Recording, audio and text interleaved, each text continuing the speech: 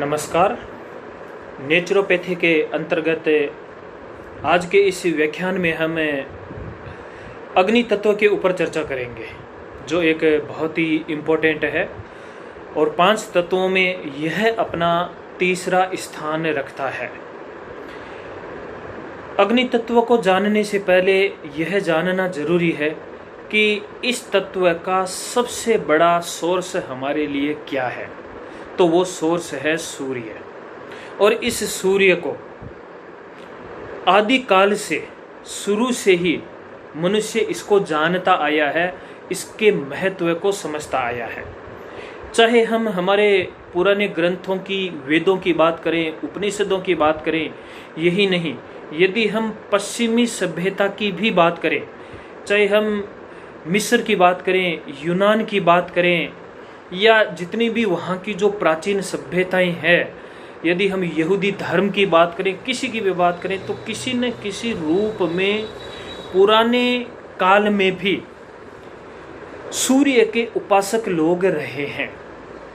हमारे भारतीय ग्रंथों में तो एक बहुत ही उच्च स्थान प्राप्त है सूर्य को, और एक ईश्वरीय भगवान के रूप में इसकी पूजा की जाती है। इतना ही नहीं, यदि हम ऋग्वेद के अंदर भी देखें, यानी कि वेदों की जो ऋचाएं हैं, मंत्र है, उनमें एक है गायत्री मंत्र, जिसके अंदर इसी सूर्य भगवान की पूजा की गई है। और सविता के नाम से भी इसको जाना जाता है। सविता ध्यान भी एक पद्धति है जिसमें सूर्य के ऊपर ध्यान आदि किया जाता है। तो यह जो सूर्य है, इस सूर्य के बारे में पहले हम जानें। और सूर्य के बारे में जानने का अर्थ है कि वास्तव में प्रकाश है क्या। हमारी जो ये पृथ्वी है, यह पृथ्वी हमारे इस सौर मंडल का एक पार्ट है, एक ग्रह है।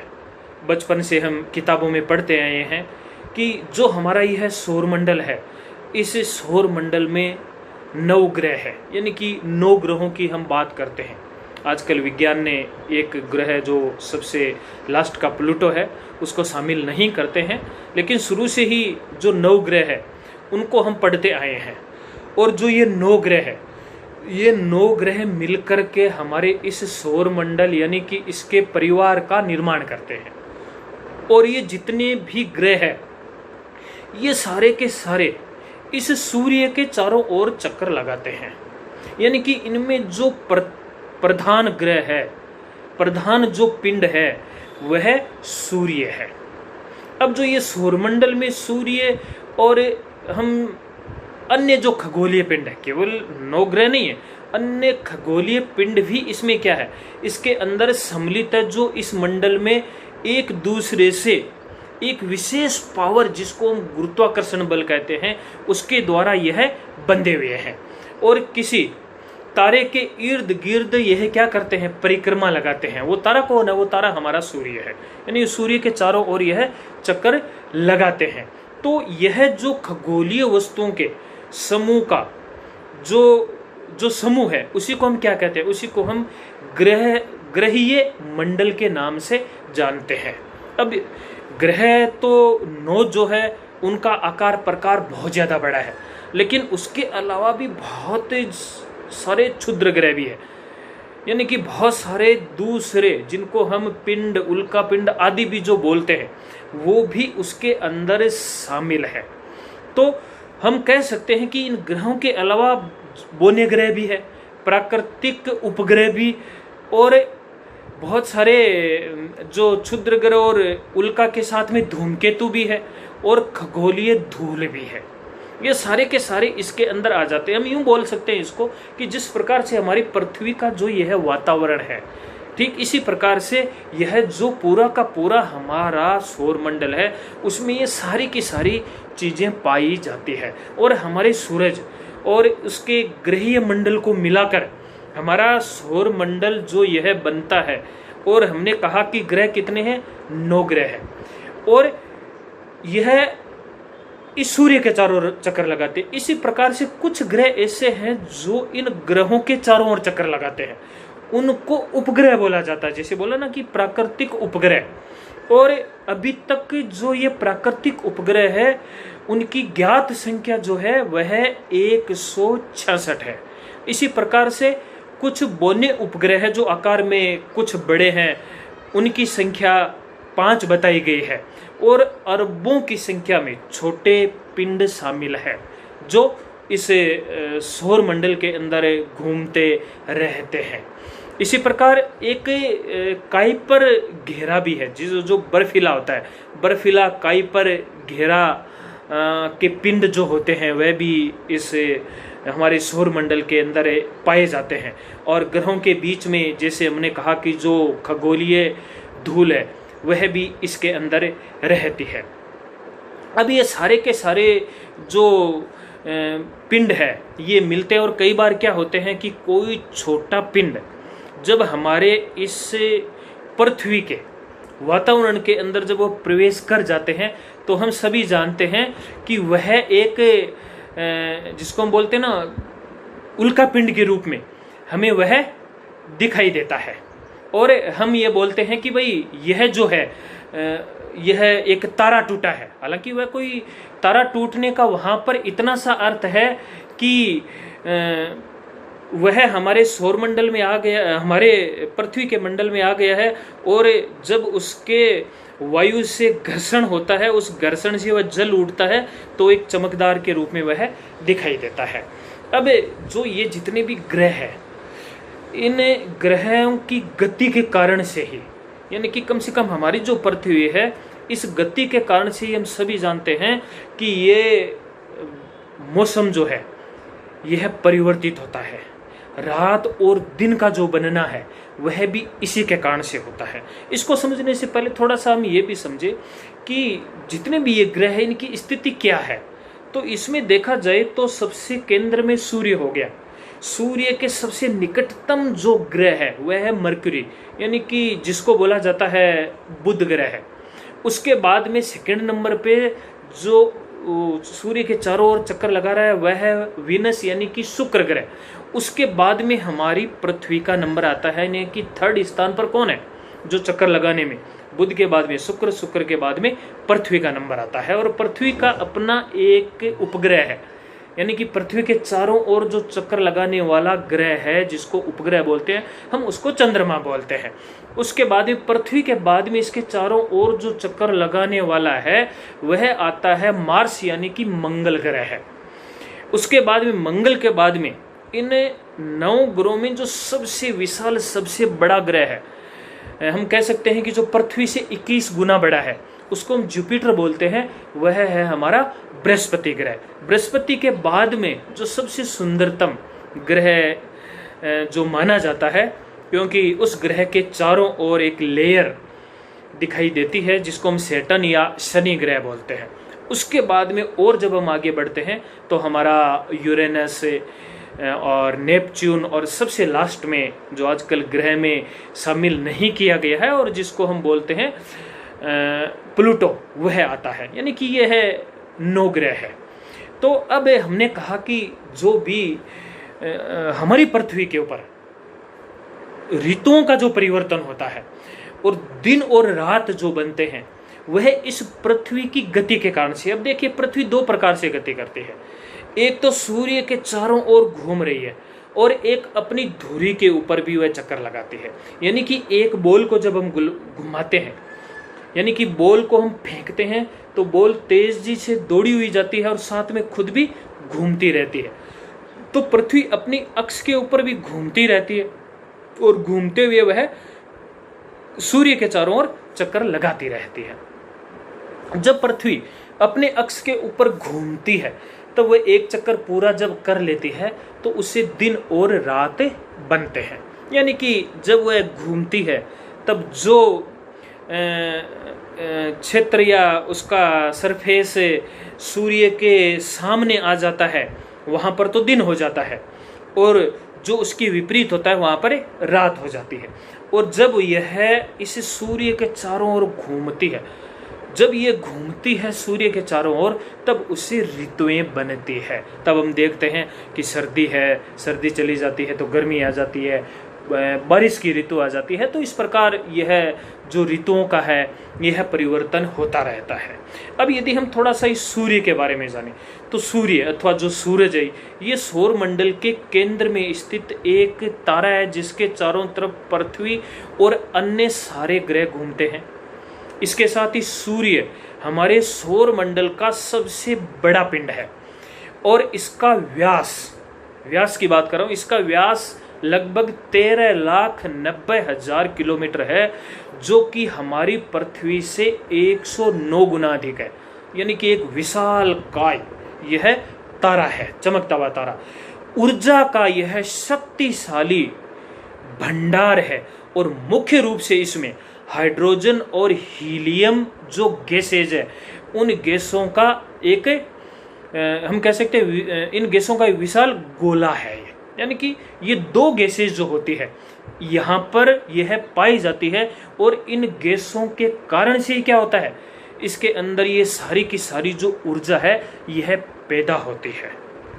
उसके पश्चात में सूर्य से निकलने वाली ऊर्जा का छोटा सा एक भाग जो होता है वह पृथ्वी पर पहुंचता है, जिसमें से 15% तो अंतरिक्ष में क्या हो जाता है, परावर्तित हो जाता है।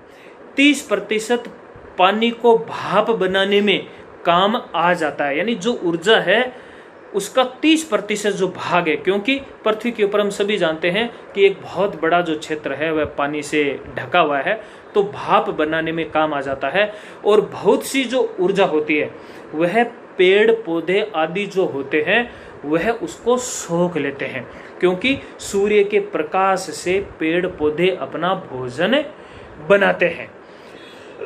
जो सूर्य की किरणें हमारी पृथ्वी पर पहुंचती है उनको पहुंचने में लगभग 8.3 मिनट का जो समय है वह लगता है। अब जो इस सूर्य की जो सतह है उस सतह के अंदर हाइड्रोजन भी है, हीलियम भी है, लोहा, nickel, oxygen, silicon, sulphur, magnesium, carbon, neon, ये सारी की सारी जो गैसेज है या मेटल्स है यह पाई जाती है। इसी प्रकार क्रोमियम तत्वों से मिलकर के यह जो सूर्य है यह बना हुआ है, और इसमें से हाइड्रोजन जो गैस है यह सूर्य की सतह पर 74% और जो हीलियम है यह 24% पाई जाती है। तो कहने का अर्थ है कि इस प्रकार से इन गैसों के कारण से यह सूर्य अपने आप में ऊर्जा का एक बहुत ही बड़ा और शक्तिशाली भंडार है। अब थोड़ा सा हम पृथ्वी और सूर्य के बीच की स्थितियों को जानते हैं। सूर्य से पृथ्वी की औसत जो दूरी है वह लगभग 14,96,00,000 किलोमीटर है। इसी प्रकार पृथ्वी और उसके सहवासियों यानी कि हम इंसानों, वनस्पतियों, जीवधारियों के लिए यह अत्यंत महत्वपूर्ण है। इसके बिना जीवन नहीं हो सकता। इसीलिए कहा गया है कि जिस घर में सूर्य का प्रकाश प्रवेश नहीं करता है उस घर में डॉक्टर का प्रवेश होता है। प्रकाशीय ऊर्जा से प्रकाश संश्लेषण, फोटोसिंथेसिस, ये बहुत ही इंपॉर्टेंट एक क्रिया है नामक जो यह एक महत्वपूर्ण जैव रासायनिक अभिक्रिया होती है जो इस पृथ्वी पर जीवन का आधार है। यानी कि इस जैव रासायनिक अभिक्रिया से ही सारा कुछ जीवन चल रहा है। इसके साथ ही सूर्य को यदि स्थिर माने अपनी धुरी पर परिभ्रमण करने के कारण, इसी के कारण से ही पृथ्वी पर दिन और रात बनते। हालांकि देखिए सूर्य अपने आप में स्थिर नहीं है, लेकिन फिर भी उस कंडीशन को मान करके हम कहें कि सूर्य इसके पृथ्वी चारों ओर चक्कर लगाती है तो ये दिन और रात बनते हैं। जबकि सूर्य क्या करता है, सूर्य जो हमारी आकाश गंगा है उस आकाश गंगा के चारों ओर यह चक्कर लगाता है। पूरे एक वर्ष के समय में जो हमारी पृथ्वी है वह लगभग 94 × 10⁻⁷ यानी कि 94 × 10⁻7 किलोमीटर लंबी दीर्घ वर्ताकार कक्षा पर सूर्य का ये क्या करती है, यह परिभ्रमण करती है। इसी प्रकार जनवरी में निकटतम, जिसको अनुसूर्य बिंदु कहते हैं, अनुसूर्य बिंदु से होकर गुजरते समय पृथ्वी लगभग 5 × 10⁻6 किलोमीटर सूर्य के निकट पहुँच जाती है। तो इस प्रकार से हम देखते हैं कि एक बहुत ही लंबा और दीर्घ वर्ताकार यानी दीर्घ वर्ताकार रूप में पृथ्वी सूर्य के चारों ओर चक्कर लगाती है। साथ ही मार्च और सितंबर में एक विशिष्ट दिन के भूमध्य रेखा पर स्थित होने के कारण समस्त पृथ्वी पर दिन और रात क्या होते हैं, दिन और रात बराबर होते हैं। यदि हमें जो प्रकाश हमारे पृथ्वी के ऊपर पहुंच रहा है, किरणों के रूप में हमारे पास में पहुंच रहा है, तो उस प्रकाश के बारे में यदि थोड़ा सा हम जानें तो प्रकाश एक विद्युत चुंबकीय विकिरण है। साथ ही इसकी अपनी तरंग दैर्ध्य होती है, यानी कि वेवलेंथ होती है, और वो जो वेवलेंथ दृश्य सीमा के भीतर होती है जो हमें दिखाई देती है। क्योंकि इसमें कलर थेरेपी आएगी तो जो फ्रीक्वेंसी है और इसकी जो वेवलेंथ है उसकी हम आगे चर्चा भी करेंगे। और तकनीकी या वैज्ञानिक संदर्भ में किसी भी वेवलेंथ के विकिरण को प्रकाश कहते हैं, और प्रकाश का जो मूल कण होता है उसका नाम है फोटॉन। तीव्रता जो प्रकाश की चमक से संबंधित होती है, और आवृत्ति यानी कि फ्रीक्वेंसी और वेवलेंथ जो कि प्रकाश का रंग निर्धारित करती है। और हमें विभिन्न प्रकार के रंग दिखाई देते हैं, और इनकी अपनी वेवलेंथ और फ्रीक्वेंसी होने के कारण से अपनी इनकी एक ऊर्जा होती है, और अपनी इनकी एक ऊर्जा होने के कारण ये एक थेरेपी के रूप में काम आती है, जिस थेरेपी की हम आगे विस्तार पूर्वक चर्चा भी करेंगे। इसी के साथ ही जो प्रकाश होता है उसका ध्रुवीकरण, जिसे सामान्य परिस्थितियों में मानव नेत्र से तो अनुभव करना कठिन है, लेकिन पदार्थ की तरंग द्रव्य द्विकता के कारण प्रकाश एक साथ तरंग और द्रव्य दोनों के गुण प्रदर्शित करता है। यह एक बहुत बड़ी बात है प्रकाश की, और प्रकाश की यथार्थ प्रकृति भौतिक विज्ञान के प्रमुख प्रश्नों में आज भी एक बना हुआ है। तो इस प्रकार से हम देखते हैं कि जो भी यह प्रकाश है, यह जो सूर्य के द्वारा हमारे पास में पहुंचता है, और उसकी अपनी विभिन्न प्रकार की वेवलेंथ या उसकी अपनी फ्रीक्वेंसी होने के कारण से यह अलग अलग कलर्स के रूप में भी हमें दिखाई देता है। तो आगे का अब जो व्याख्यान होगा उसके अंदर हम कलर्स के बारे में जानेंगे। तब तक के लिए धन्यवाद, नमस्कार।